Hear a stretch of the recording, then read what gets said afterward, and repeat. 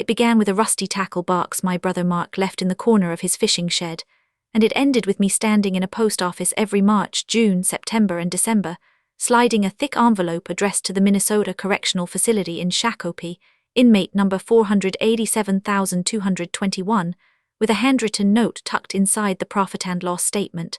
Thanks for the donation. I know how that sounds, abrupt and cold and maybe a little theatrical, but by the time you understand what Diane tried to take, and how Mark outsmarted her from his own grave, you will realize those 4 words are the most restrained thing I have ever done. My name is Claire, and I am a 48-year-old electrical systems inspector for Crow Wing County, Minnesota. For 20 years, practically every weekend from ice out to freeze up and every dime of my savings beyond what I needed to keep my small apartment heated, I poured into a remote fishing camp called Rockpile Lodge. Mark bought those 9 acres of pine and granite back in 2003, a raw piece of land on an unnamed lake 40 miles past the last paved road. He built the main cabin himself, felled the logs, set the pier, and I was there the whole time, wiring the secondary cabins, digging the septic leach fields, stocking the lake with smallmouth base from the DNR hatchery, and sanding the cedar benches on the wraparound porch until my knuckles bled. My specialty was control panels. I ran 200-amp service out to the boathouse, installed a transfer switch for the backup generator, and designed a low-voltage lighting system that ran off a bank of deep-cycle batteries, so the camp could stay lit, even during the 3-day blizzards that knock out the grid every January. Mark was the quiet architect of that place, a man who spoke in blueprints and talked specs instead of emotion, but every single board on that property remembered my fingerprints as much as his. Mark was also the golden child, the one our parents bragged about at church potlucks because he could build a house with his bare hands, while I was the practical one who fixed things and never complained. He married Diane 5 years ago, a glossy real estate agent from the Twin Cities who wore designer flats to the camp and complained about the mosquitoes. I never trusted her smile, but Mark seemed calmer with her around, so I smiled too and kept my distance. That was the entirety of our family dynamic before the day Sheriff Kowalski called and told me my brother's heart had stopped while he was pulling a walleye through the ice on New Year's Eve. 3 days after the funeral, before the frost had even melted off the headstone, Diane descended on Mark's estate like a foreclosure auctioneer. She arrived at the camp in a black Lincoln Navigator, flanked by a clipboard and a paralegal from her brokerage, and she did not shed one tear. She hugged me in a stiff, perfume-soaked way and said, "Claire, we need to talk about liquidating the asset. You and I are 50-50 owners now, per the will, and I've already got a cash offer that will let us both walk away with something substantial." She waved a stack of papers, and I remember the way her gold bracelet clinked against her watch as she tapped the edge of the document. That sound, that exact metallic tinny click, would later help me calibrate the timing of my revenge. I did not argue with her that day. I was still hollow from grief, moving through the world like a wind-up toy with a broken spring, and I told her I needed time to think. She smiled, a thin line that didn't reach her eyes, and said she would send someone to clean out the fishing shed. That was my first red flag, the fishing shed. Mark never let anyone inside that shed except me, not even Diane, because that was our planning room, the place where we tinkered with old outboard motors, stored the original site surveys, and kept the little waterproof notebooks where he sketched cabin additions and calculated load-bearing beam dimensions in margins crowded with dimensional lumber specs. I nodded, waited until she drove away, and then I walked down the gravel path to the shed alone. The shed smelled like two-stroke oil and pine sap, and in the back corner, under a mildew tarp, sat a rusty green tackle box with a combination lock. I had not seen it in years, but I recognized the dent on the lid from the time Mark dropped it off the dock while we were netting a pike. Diane's cleaning crew had already tossed it onto a pile of junk bound for the dump, an old coffee can of rusty screws, a cracked 5-gallon bucket, and a tangle of monofilament line.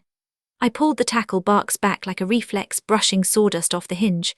I spun the combination to Mark's birthday, then my birthday, then the date he bought the land, March 17th, and on the 4th try, his high school football jersey number 42, the latch popped open. Inside, beneath trays of faded MEP spinners and split-chart weights, lay a small write-in-the-rain notebook with a black rubber band around it. I flipped to the last page, and there in Mark's jagged pencil script, the handwriting I knew from 100 lumber orders and wiring diagrams, were 7 words that turned my grief into a cold, humming frequency. C. Do not trust her. Save yourself. I sat on a bucket and read the rest over a dozen times, Mark had written in his blunt way that Diane had tried to sell off the northern 40 acres behind his back 6 months earlier. He discovered she was siphoning money from their joint accounts into a shell LLC tied to a developer named Brett Corcoran. Mark had confronted her, and she had denied everything with tears, but he did not believe her. He wrote that he had already moved the camp's ownership structure into a legal entity that would protect it if something happened to him, but he did not specify what. He had set something in motion with the Crow Wing County Title Office that would only work if I was smart and patient. There was no other explanation, no detailed blueprint of the trap, just a cryptic sentence. You already have the key, sis. The key is what you know is real. Compare everything. And then in smaller letters, almost a postscript, the Larkbox at the county recorder, number 312, your birth year, the day you wired the boathouse panel. I still owe you a roll of electrical tape from that job. Tucked into the spine of the notebook was a small brass key with the number 312 engraved on it. I held it up to the dust-flecked light bulb overhead and felt the weight of it against my palm, a cold anchor in a sea of confusion. That was my inciting object, that brass key and that warning. I closed the tackle box, hid it under the floorboards of my own cabin, and drove back to my apartment with the key around my neck on a chain. By the next morning, Diane had sent a process server to my door with a quitclaim deed, transferring my 50% interest in Rockpile Lodge to her for the sum of $1, signed with my name and notarized by a notary I had never met. The server was a bored man in a windbreaker who handed me the papers and said, "Confirm receipt, ma'am." I looked at my own forged signature, at the loop of the capital C that someone had drawn flat like a lowercase L with a curve, and I felt a calm settle over me. Diane was already moving, and I needed to move faster but quietly. Before I continue this story, let me know where you are watching from in the comments below. Hit like and subscribe if you believe that the careful planning of a quiet person can defeat the loudest greed. Now, I will tell you exactly how she got caught.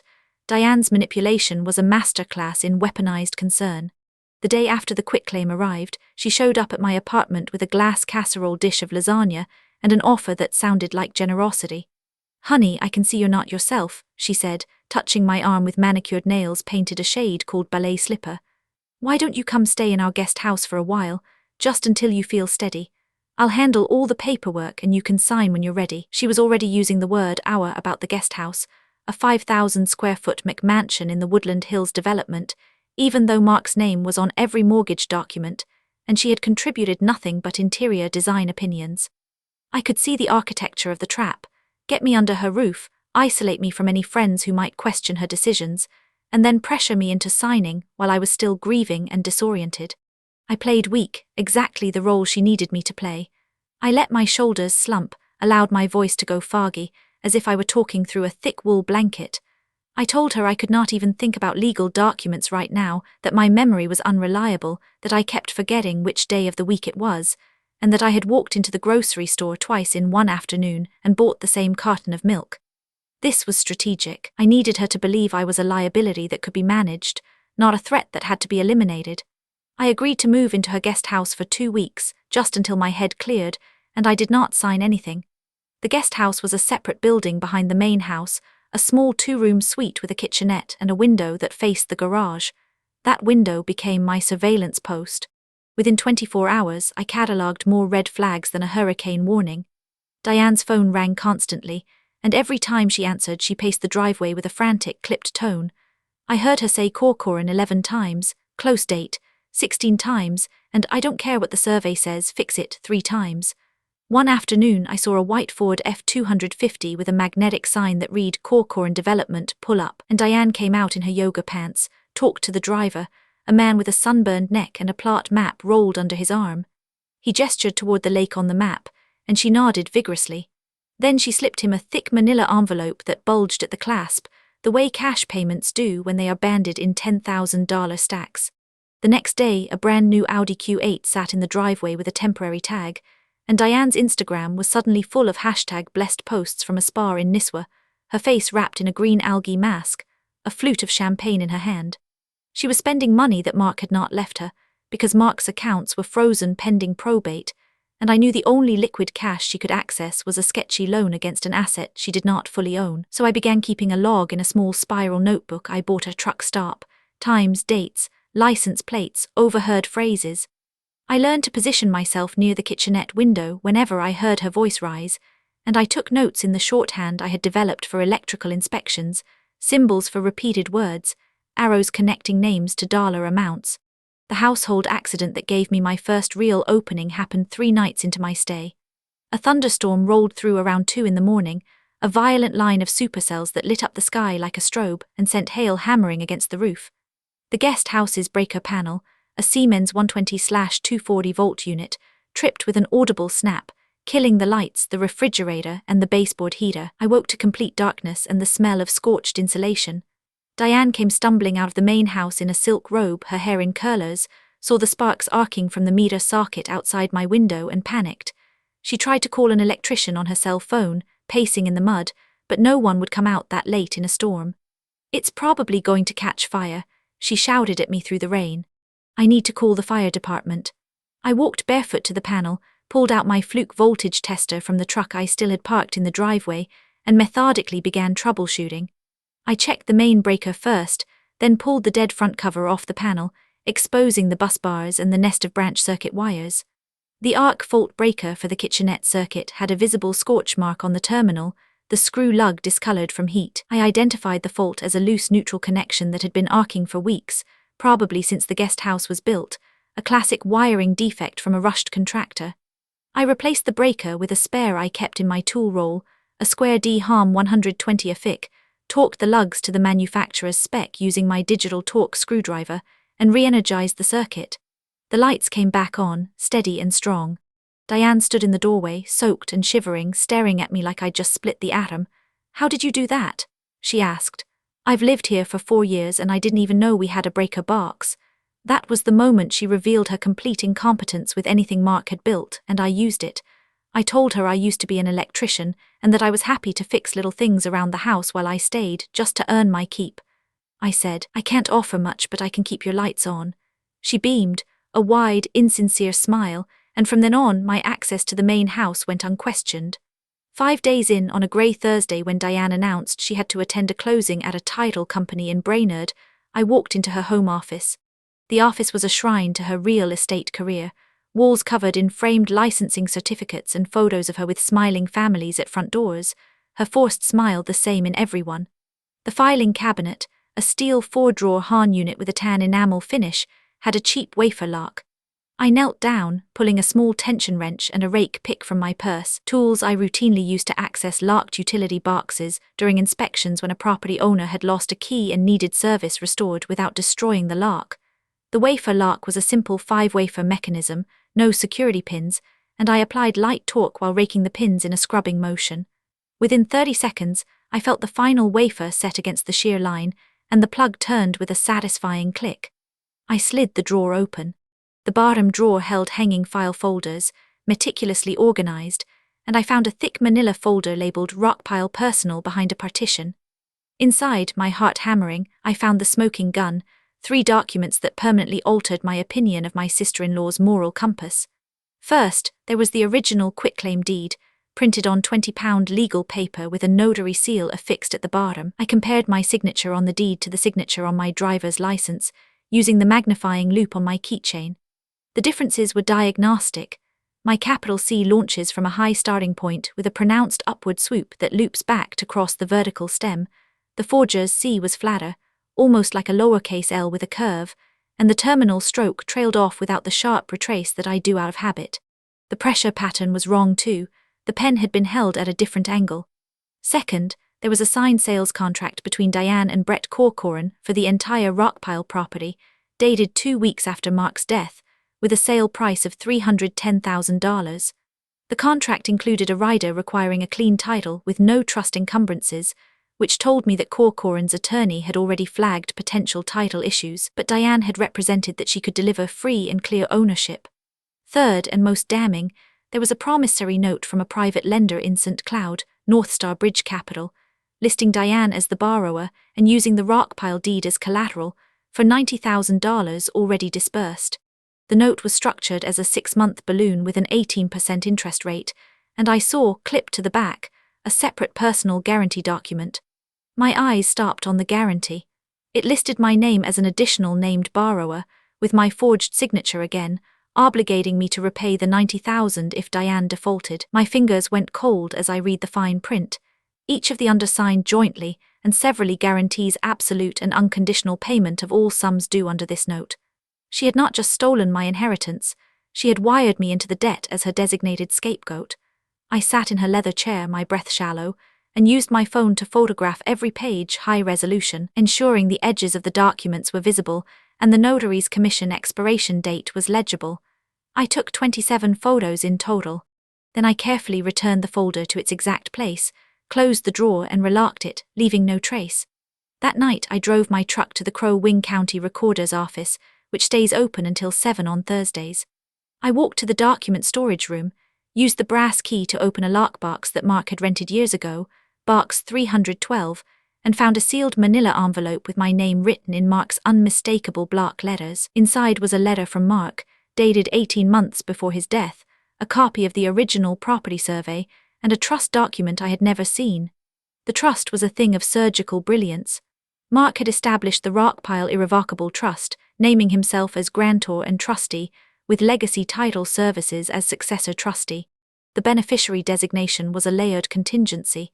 Diane received a life estate in the use of the camp during her lifetime, but only if she remained married to Mark. Upon his death, if they were still married, the life estate vanished and the remainder interest vested entirely in me, Claire Elaine Mason, as sole beneficiary. The trust owned the 9 acres and all improvements, and any attempt by Diane to convey, encumber, or transfer the property required the express written consent of both the trustee and the beneficiary. Mark had added a poison pill provision in the trust's operating agreement, Clause 17, subsection C, which stated that if any party attempted to convey, encumber, or transfer the trust property without the required consent, the entire corpus would immediately vest in the beneficiary free and clear of any encumbrances, and the offending party would forfeit all rights, claims, and interests. The full trust document had never been recorded with the county, only a memorandum of trust, a legal quirk that obscured the details from public view, but made the trust enforceable. The quitclaim deed Diane had forged was legally meaningless because the property was not held in Mark's individual name at the time of his death. It was held by the trust. But Diane, not knowing this, had forged my signature on a deed to transfer something that was never hers to transfer. Mark's letter to me ended with a line that made me cry for the first time since the funeral. Claire, I knew she'd try. I built this trust not because I wanted to control you, but because I wanted to protect what we built together. You already have the key, the skill to see what's real, compare everything, and when you're ready, the title company will help you spring the trap. I love you, little sister. Mark. P.S. I still owe you electrical tape. The ally arrived formally the next morning, though in a way she had been waiting for me to call. I contacted Legacy Title Services and asked for Ruth Hemmingson, the paralegal whose name appeared on the trust's cover letter. Ruth was a woman in her late 60s with a voice like gravel and encyclopedic knowledge of Minnesota probate and real estate law, the kind of person who remembered every plat map she'd ever filed. She had worked with Mark on the trust and had been watching the county recorder's index with growing alarm. When the quitclaim deed appeared, she immediately flagged it because the signature did not match my handwriting sample on file from a previous title application. Claire, I'm so glad you called, she said. We've already started a title defect action, but we need hard evidence to move for a rescission and to trigger the trust's forfeiture clause. I need original signature exemplars from Mark that predate the forged deed itself, any documents proving Diane's knowledge of the fraud, and a timeline that connects the promissory note to her spending. Can you bring me what you have?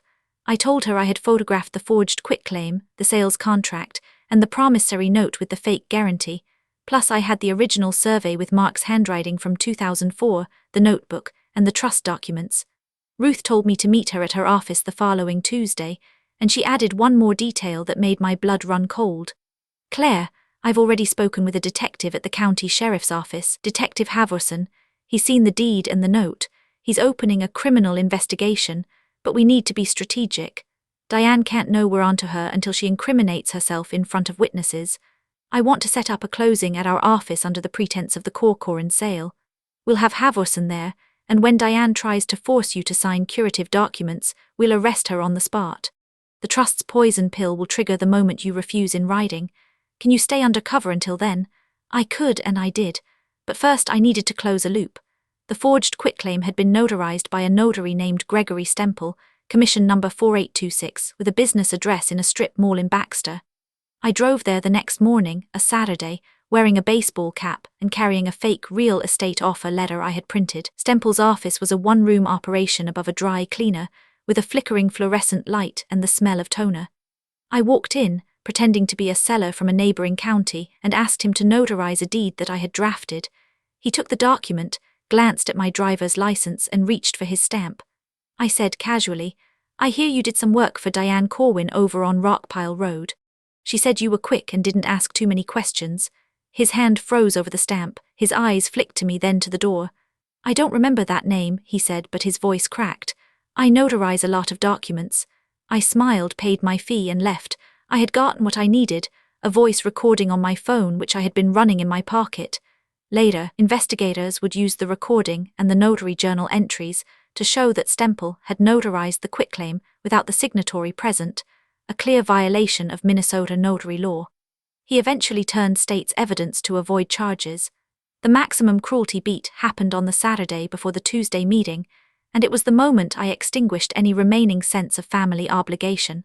I had been staying at the guest house for a full week, and I needed to know whether any fragment of Diane's humanity remained, whether she was capable of seeing me as a person rather than a problem.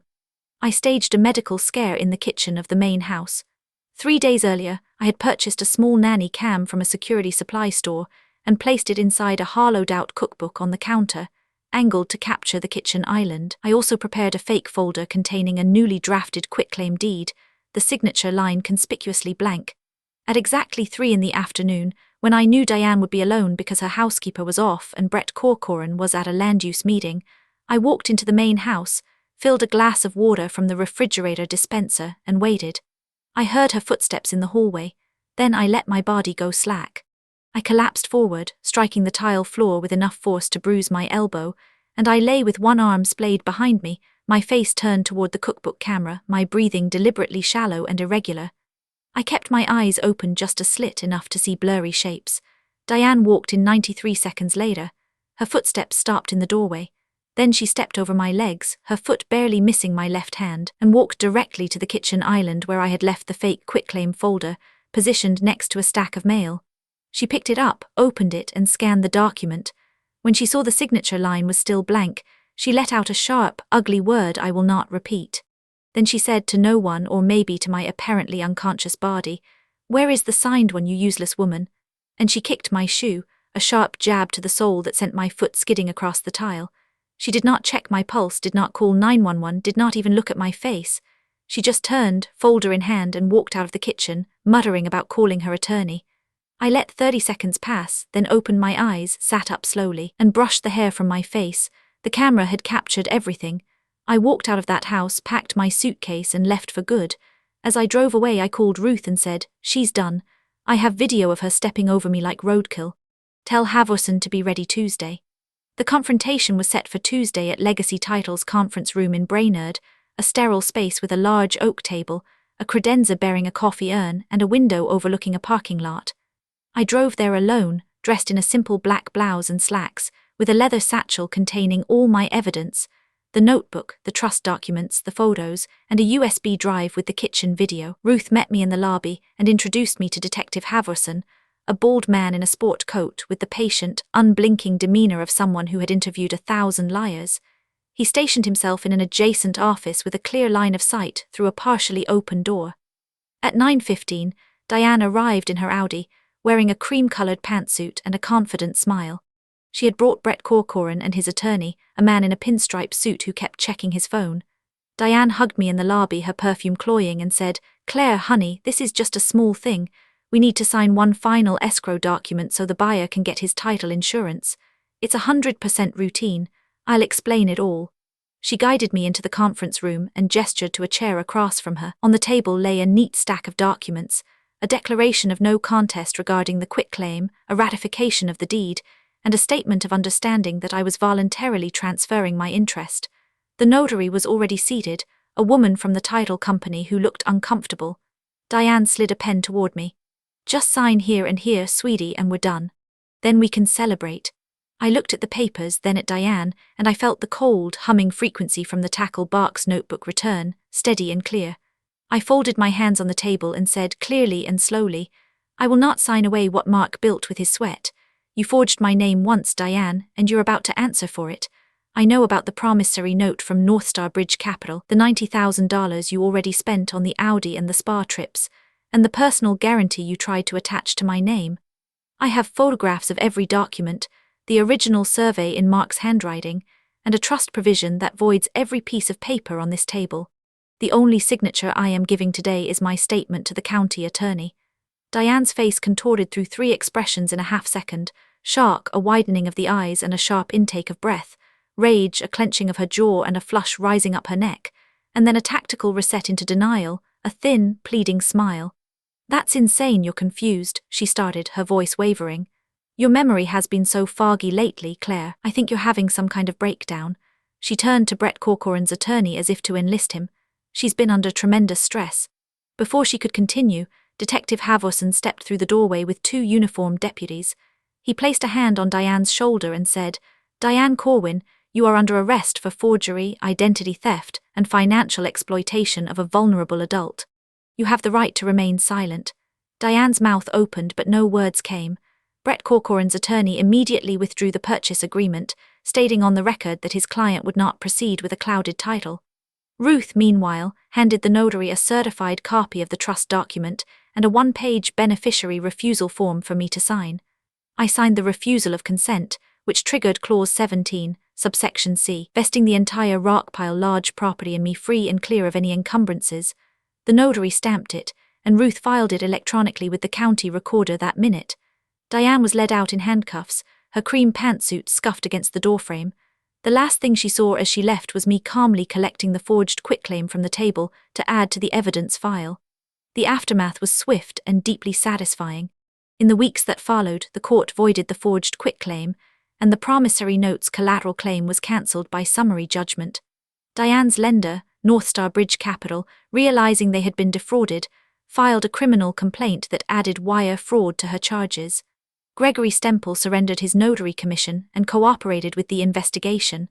The county attorney's office built a case, and Diane, facing a mountain of documentary evidence and the video of her stepping over my collapsed body, pleaded down to 24 months in the Minnesota Correctional Facility in Shakopee, plus restitution of $90,000.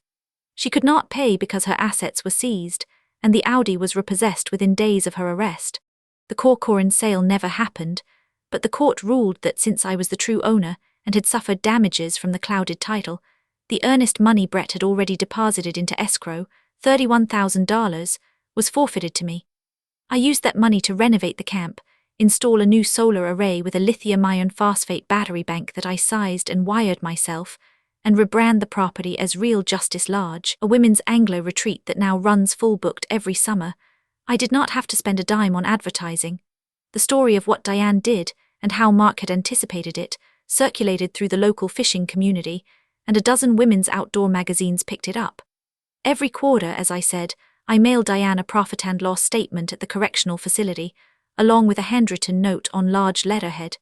I print the statement on heavy cream paper, showing the gross revenue from retreat registrations, the operating expenses, and the net profit that I reinvest into the camp. At the bottom, in red ink, I write, "Thanks for the donation." The first one I mailed on the 1-year anniversary of Mark's death, and I included a photocopy of the court's restitution order. It is not gloating exactly. It is closure. It is a reminder that her greed, rather than destroying Mark's legacy, ended up funding its expansion.